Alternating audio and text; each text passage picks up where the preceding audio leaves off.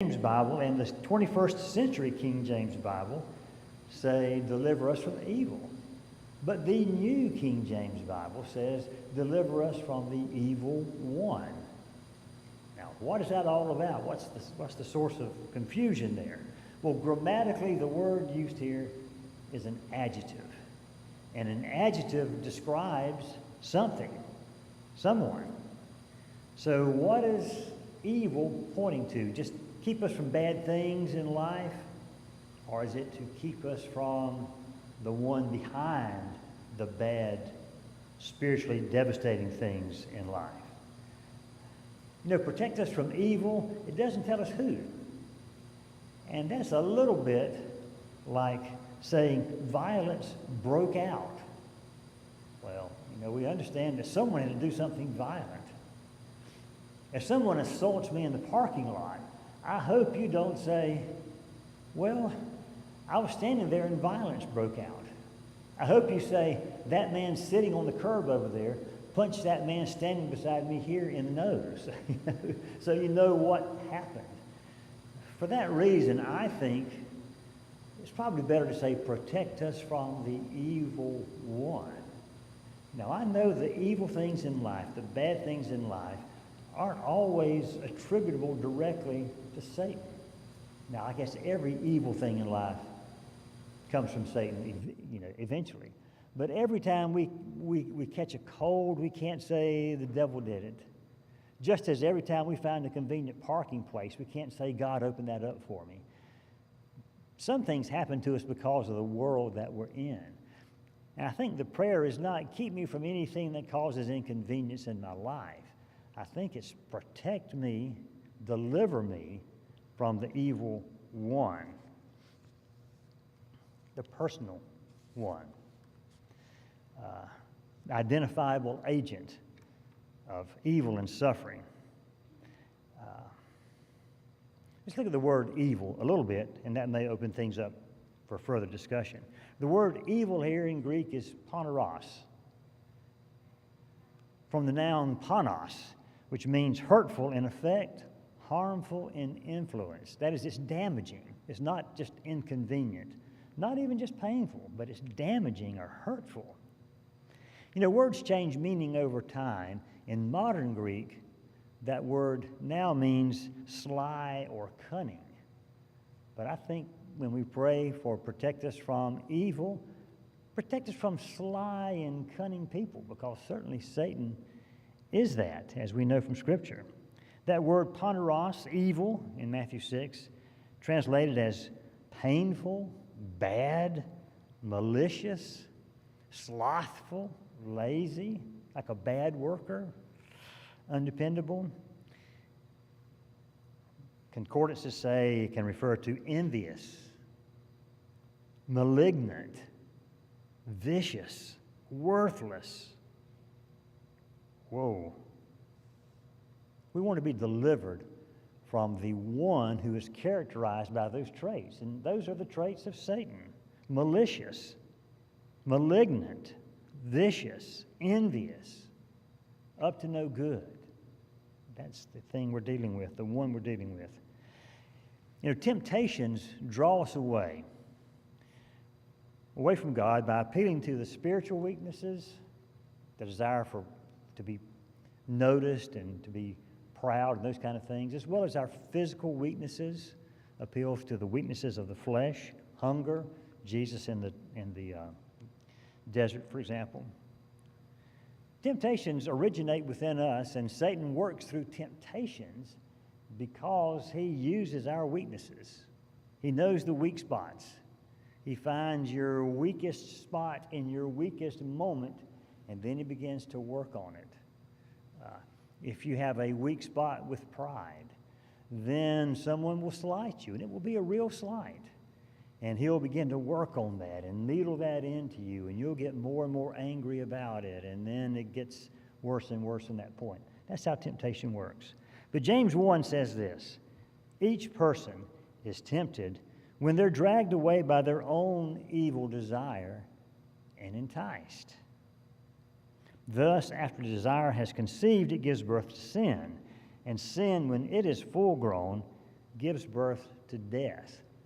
Well, Satan came to steal and kill and destroy, and he uses temptations, our weaknesses, to accomplish his ends. So we're tempted by the evil one. He's a part of those temptations. They're trials. As we said last week, they're stress tests for our spiritual development. And we're to pray, lead us not into temptation. Don't lead us into trials. We don't look for those things. We don't think we're strong enough. We pray for deliverance. Temptation puts us in a life and death struggle many times. Many times it's years we struggle with things before we overcome them. But sometimes evil hits us with a full body slam, and that's what we're talking about today.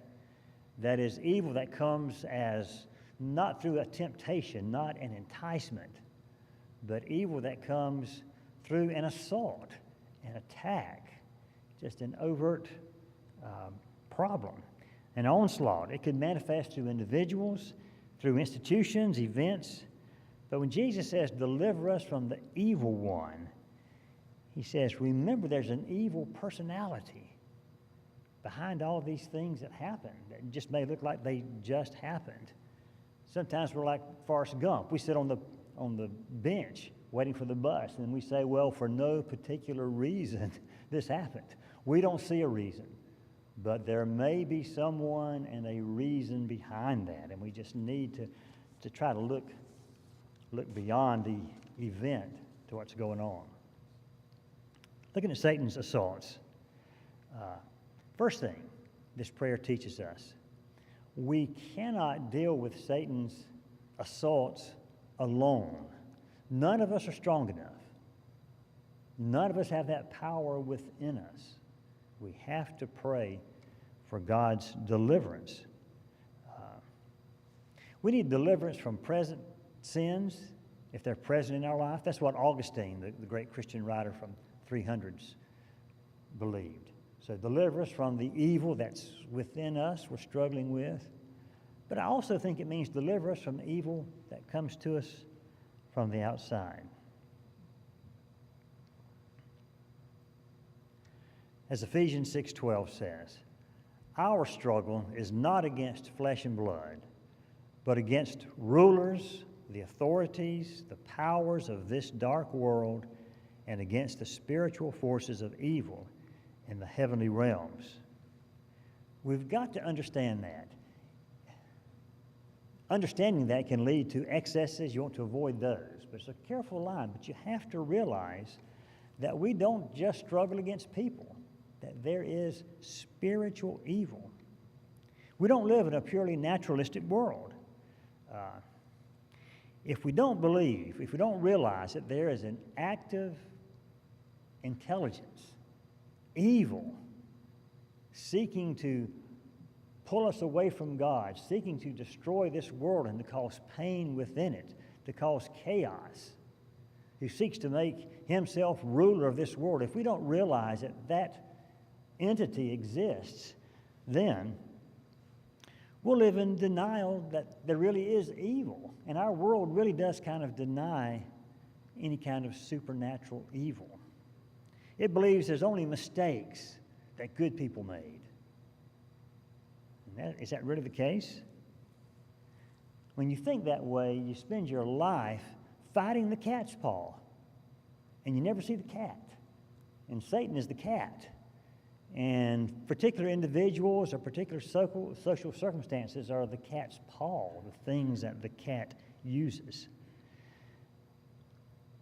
We'll think that poverty, poor education, a lack of self-esteem, or broken families, that's the cause of evil in this world. Think for a moment.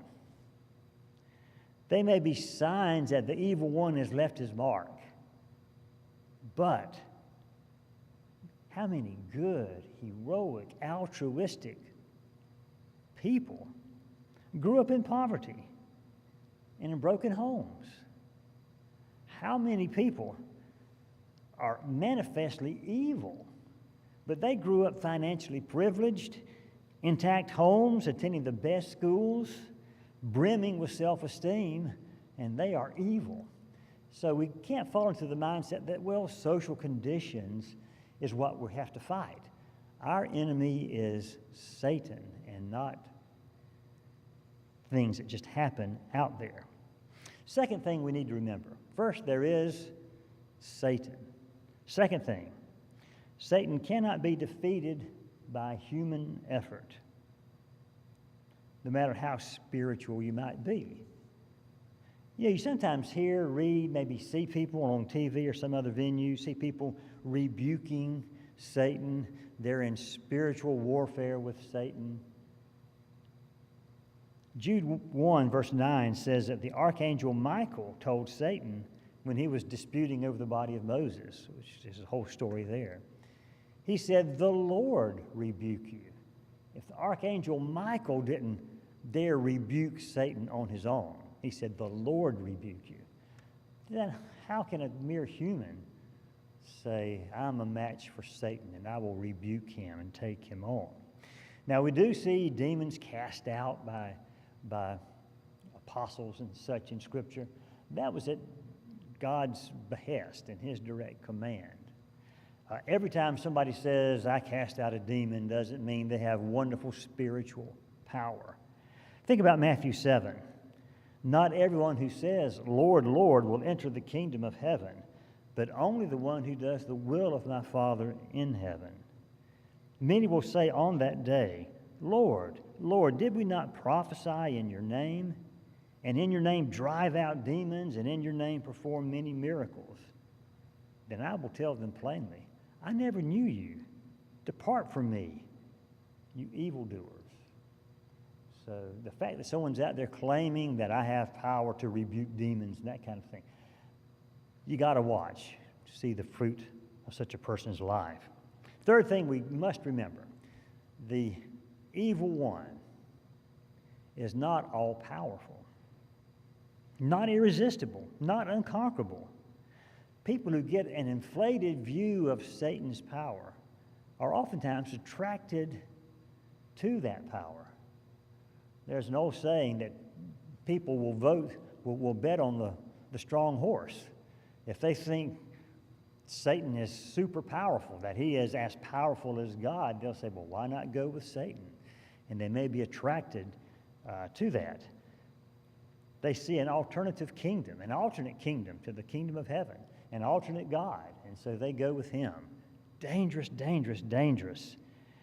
When you go down that path, you begin to see things, you begin to hear things, and you are led terribly astray.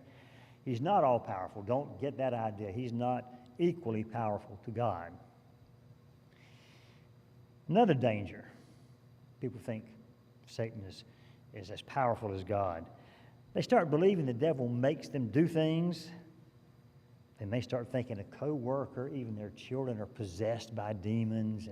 And you read in the news every few years some person, deranged person, schizophrenic, thinks my child is possessed by the devil and kills the child. It's those horrible situations. So you don't want to inflate Satan. You don't want to dismiss Satan. We have to realize that we need to be delivered from Satan. Well, who is Satan? Lots of terms apply to him. I'll look at the two most common at first. Both of these appear 36 times in the Greek New Testament. The first one of these is Satan, Hebrew ha-satan, which means the adversary. It's not a proper name. Satan is not his name. It's not like Joe or Tom. He is the adversary, known as ha-satan. Called Lucifer, fallen from heaven. Maybe that's more of a proper name. We don't know.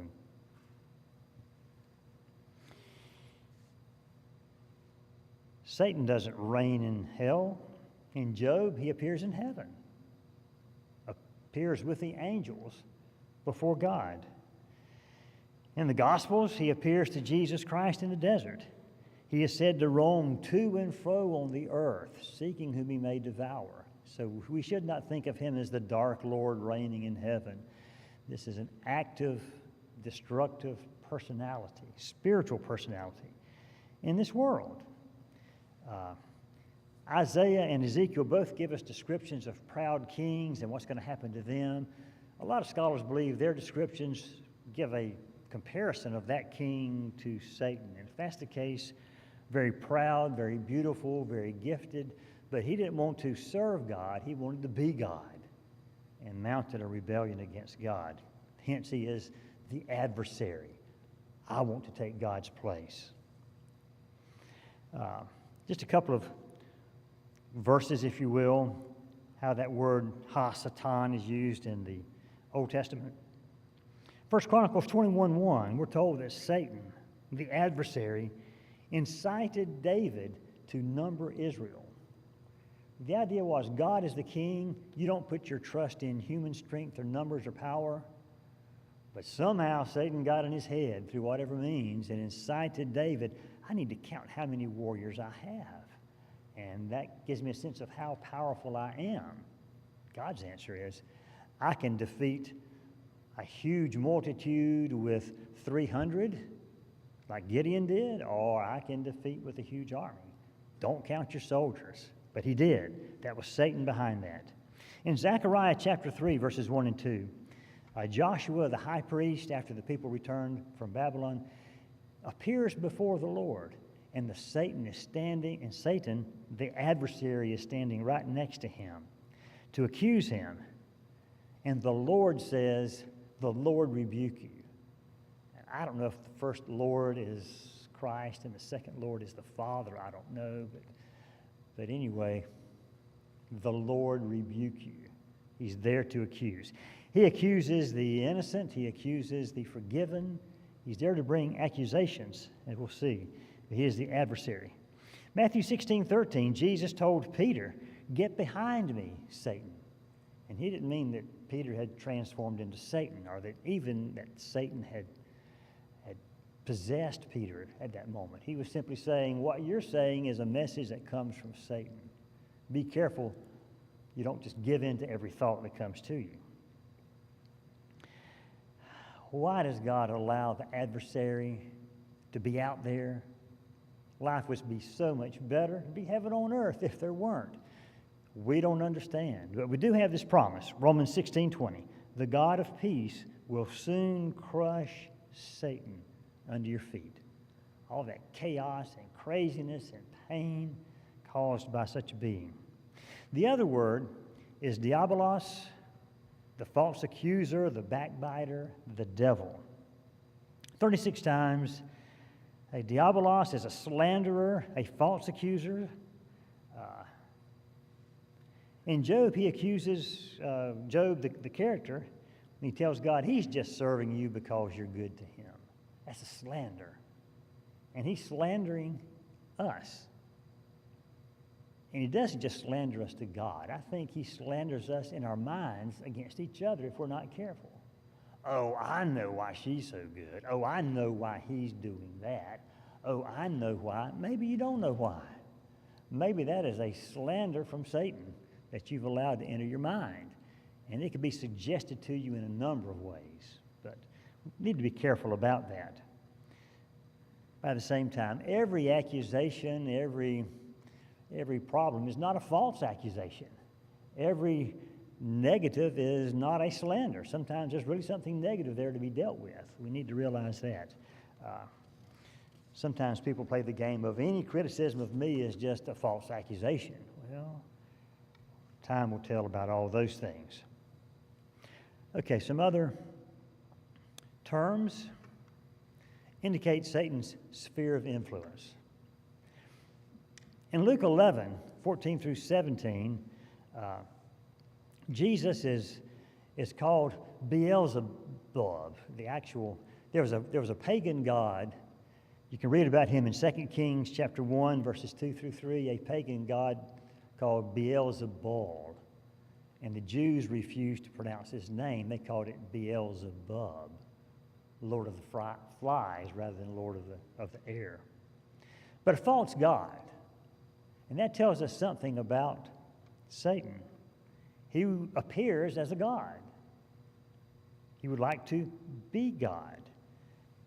Satan is the false accuser. When they called Jesus Beelzebul, a false god, that was a false accusation.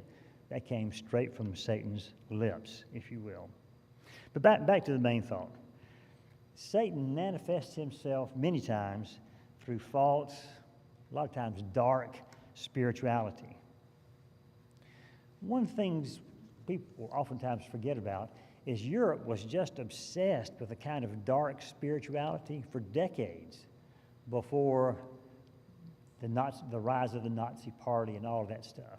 There was theosophy, there were seances, there were all kinds of piddling with dark powers and mythology and it was called neo-paganism. They were trying to get back to pagan. When you send God away, something's going to take the place. And they began seeking and reviving pagan gods.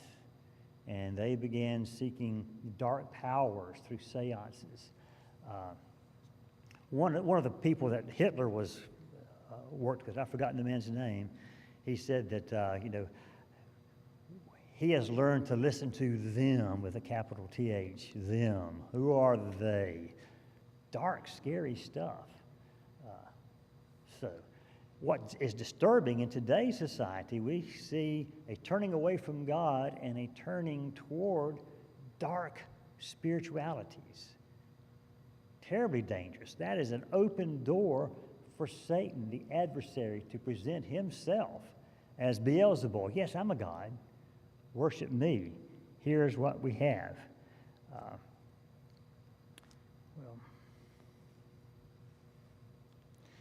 Let's look at just a couple of things here, just about the modern world. Think about these thoughts as we think about pre-World War II Europe. 29% of Americans say they believe in astrology, according to a 2018 Pew poll. So that's many years old, 2018. 29% said they believe in astrology. And that same year, 22% of Americans called themselves mainline Protestants. Now, mainline Protestant is not all Protestants. That's sort of a code word. I think the Episcopalian Church, Presbyterian, Lutheran, perhaps Methodist, I don't know. But more people said, I believe in astrology, than believed in mainline Christian denominations, belong to those. There's a kind of a famous member of the House from New York who presented, this is my horoscope, when I was born, what you can know about me from that. You're getting messages from horoscopes? That's kind of concerning. Well, just a few more little things from an article I picked up. Whenever Supreme Court candidate Brett Kavanaugh was being considered for the Supreme Court, there was a coven of Brooklyn witches who launched the Magic Resistant. They used at-home folk magic to bind the President Trump at the time. They organized things like the Satanic Temple. Here's some books from just that period. This article was written in 2019, so the things are dated.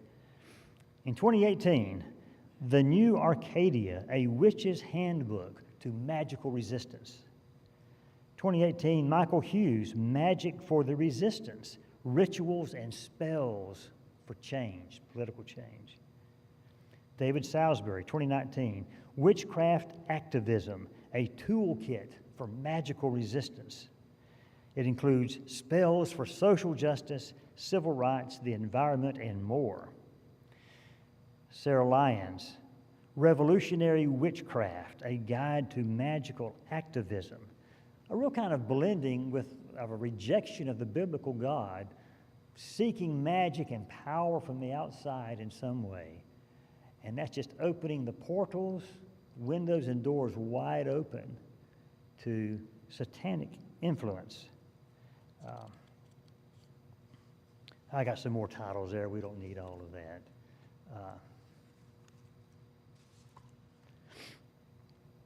Let's consider this, and it's not new, the New Age stuff back in the 80s. Much the same stuff. 1982. I can't find the author's name here. 1982, the book was Dreaming the Dark, Magic, Sex, and Politics. Right, there are many names for power from within, none of them entirely satisfying. It could be called God, but the God of patriarchal religions has been the ultimate source and repository of power over.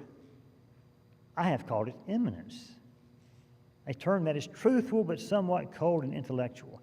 They don't know what it is, but they're going to follow it. And I have called it goddess because the ancient images, symbols, and myths of the goddess as birth giver, weaver, earth and growing plant, wind and ocean, flame, web, moon, and milk all speak to me of the powers of connectedness, sustenance, healing. All of that opens the door to the adversary. You need to be very careful about that. In 1990, there were 8,000 self-identified Wiccans in America. By 2001, there were 134,000 self-identified Wiccans. By 2014, Pew data suggested that the combined number of pagans and Wiccans in America was over 1 million. If that's true, Wicca is the fastest growing religion in America. So we have to be careful. That dark spirituality, reviving Beelzebub, I would say, is immensely dangerous. Deliver us from evil. We need deliverance from evil on that kind of a cultural level, deliverance from evil on a personal level as well. The evil one, he came to kill, steal, destroy. He enjoys oppressing, bullying, malicious, beat down, crush, confuse. Some people are just infested with that spirit. Our age doesn't want to call anything or anyone evil. So we've got a new term for this kind of personality. Used to say sociopath or a psychopath. The current terminology is antisocial personality behavior. It's a behavior, but characterized by things like a lack of empathy, don't feel for those they hurt, lack of remorse, don't feel sorry for anything, willing to manipulate others, can be charming, may use threats or violence, they're going to get their way. Other signs, impulsive behavior, constant attempts to control others, manipulate others. They lie without compunction, superficial relationships, abuse. They threaten suicide. I'll kill myself if you don't do what I say, that kind of thing. Their favorite phrase is, that's not true. It wasn't my fault. At least you don't have it as bad as me. Just kidding. I did it for you. If you really love me, you would. If you break up with me, you're just imagining things. All of that are signs of a person who has allowed themselves to take on the spirit of the adversary, the opposite of Christ's love. I compared it last week to a snake charmer. You know, the snake charmer gets in front of the snake, and he weaves back and forth, plays the flute, and pretty soon the snake gets in rhythm with the flute, and he's moving right along with the flute. Well, sometimes people listen to Satan through whatever means, and pretty soon they're moving their head right along with him, and they reflect his very character or personality. If we want to be delivered from evil, first thing we'll do is not get caught up in relationships with these kinds of people.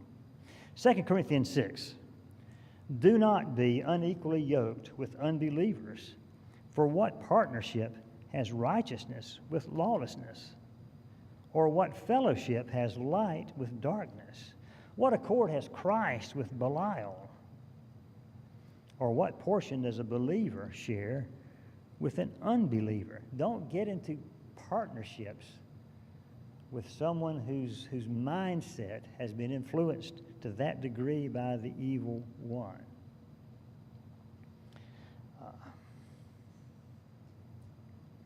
We can talk about the wisdom of spiritual quarantine. There are some people you can't fix. Sometimes people present themselves as a victim. Oh, I just need, this or that, and we feel like I need to help this person. There are some people who are possessed by a spirit of Belial. Belial simply means lacking worth. 1 Samuel chapter 2, verse 12, we read, "Now the sons of Eli were sons of Belial. They knew not the Lord." You remember that story. Eli was a good judge. His sons were not. When people came in to offer sacrifices, they didn't use the biblically commanded method for them to get their share. They said, "What you got?" They picked out what they wanted. They were sleeping, I don't know if it's through mutual agreement or through force, with the girls who served in that temple area, the tabernacle. They were sons of Belial. Did you get in a relationship with that kind of person and try to fix them? I don't think. In Deuteronomy 13:13, we read about sons of Belial who encouraged people to follow false gods.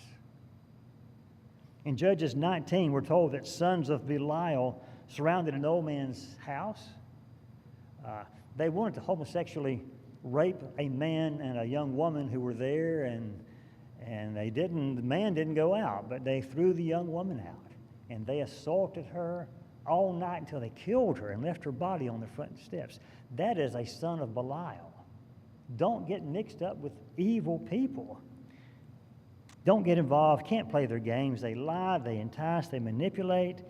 They're agents of evil. Sons of Belial seem to rise up at certain times. Think about wars, just horrible atrocities that occur in wartime. This is a footnote. I kind of like history. But one of the most amazing wars at one level was the American Civil War, because that war was fought very bloody, but it was not characterized by all of those rapes and murders and bayoneting of babies and all those horrible things that have happened in so many wars in so many places. I think largely because they were still shooting each other and it was an unjustifiable war. But they were not possessed by the spirit of Belial, of worthlessness. And they still saw value in the other. That's a footnote. Our time is almost up. Let me see if I can do what I can do real quickly.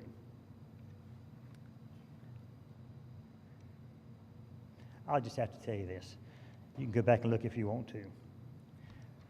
1 Corinthians tells the story of a man who was caught in evil. Some people believe that it was a man caught up in a sexual sin that he particularly describes, living with his stepmother as if she were his wife. Maybe she was a daughter of Belial for that to even happen. But others think, no, this was a man who was causing division in Corinth. And there's all kind of evidence for that. But we'll have to just jump ahead, skip all of that. 2 Corinthians 2, 1 through 11, Paul says, "We would not be outwitted by Satan, for we are not ignorant of his designs." Well, how did he outwit Satan? Particularly in my mind, if this is a man bringing division into that congregation. And he talks about arrogant people. He talks about jealousy. It's a very good sign that someone there was jealous of Paul, seeking to become the head of that congregation, slandering Paul, trying to push Paul's people out of the way. And it was a very ugly situation there. Paul said, you need to deal with that person. It needs to be some kind of church discipline. Now, if this was the person guilty of sexual immorality, or if it was someone who supported him, or who knows exactly what was happening there, no one really knows. I sure don't. But here's how Satan was outsmarted, outwitted.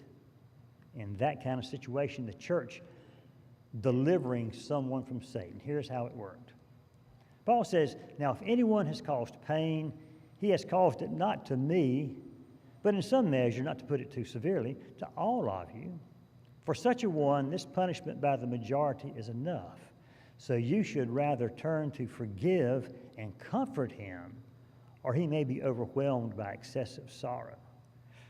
Part of Satan's scheme is I'll get someone to mess up, and either he will corrupt the rest, or he'll be ostracized and he'll be lost. So either way, it's a win-win. How do you overcome that? Outsmart him? He says, forgive him. He's repented. Forgive him and comfort him. Paul continues, anyone whom you forgive, I also forgive. Who would have thought it? Forgiveness is the way to outsmart, outwit Satan, who would divide and kill and conquer. Anyone whom you forgive, I also forgive. Indeed, what I have forgiven, if I have forgiven anything, has been for your sake in the presence of Christ, so that we would not be outwitted by Satan, for we are not ignorant of his designs. The church can help in this process of delivering from evil. That means intervening when there's a serious problem, and that means totally, completely, generously forgiving and forgetting and moving forward. Both parts of that are essential. You can't just overlook evil. You can't just punish evil. The job of the church is not to push out anybody, and just we want a perfect society here, a gated community, no undesirables here. You got a problem, you're gone. That is ungodly. That is satanic. By the other token, it doesn't mean, well, whatever. It means address things and genuinely forgive. Satan is outwitted. It's not a win-win. He doesn't win the person with the problem. He doesn't win the whole church.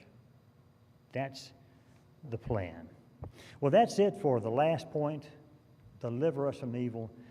Starting next week, I think we'll try at least looking at several of the great prayers from the Bible as models for our own. And we'll stop with that. Thank you.